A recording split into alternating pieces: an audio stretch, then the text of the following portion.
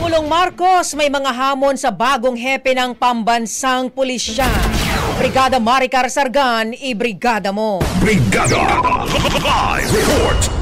Naglatag ng mga direktiba si Pangulong Ferdinand Marcos Jr. kay Police General Nicolas Torre III kasabay ng kanyang pag-upo bilang bagong hepe ng Philippine National Police. Sa change of command ceremony sa Camp Crame, sinabi ni Pangulong Marcos na ang panunungkulan ni General Torre ay kasabay ng panahon ng masalimuot na hamon sa seguridad ng bansa, kabilang ang transnational crimes, cyber threats, karahasang dulot ng mga extremists at ang isyu ng katiwalian sa loob mismo ng PNP. Hamon ng Pangulo kay General Torre, panatilihing malinis at marangal ang hanay ng kapulisan.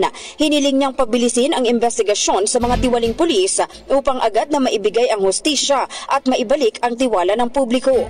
Inatasan din ng Pangulo ang bagong liderato ng PNP na paigtingin ang presensya ng pulis sa mga lansangan, lalo na sa mga lugar na mataas ang krimen.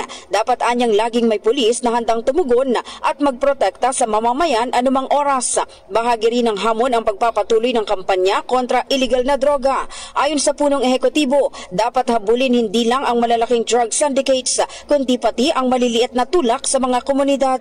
Pinaalalahanan din ng presidente ang mga pulis na huwag gamitin ang kapangyarihan para sa pansariling interes. Sa halip, dapat silang maging tagapagtaguyod ng katarungan, kapayapaan at kaunlaran. Sa huli, hinimok ng Pangulo si General Torre na palakasin ang ugnayan ng PNP sa mga komunidad, lokal na pamahalaan at iba pang ahensya upang mas mapabuti ang serbisyo para sa mamamayan. In the heart of changing lives, ako si Brigada Maricar Sargan ng 105.1 Brigada News FM Manila, The Music News Authority.